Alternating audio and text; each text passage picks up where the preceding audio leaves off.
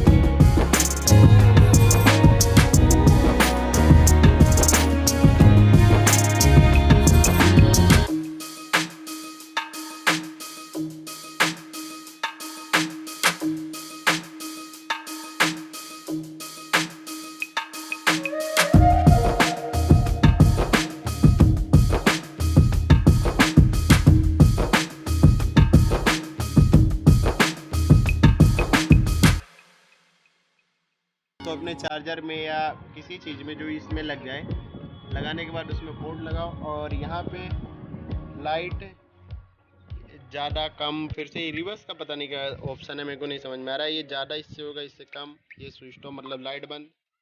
यहाँ पे मोबाइल लगाओ और कच्चा बादाम वाले को बुलाओ, यहीं पे मुजरा कराओ। तो मिलते हैं किसी नेक्स्ट वीडियो में। एक लाइक और सब्सक्राइब कर देना। बाय।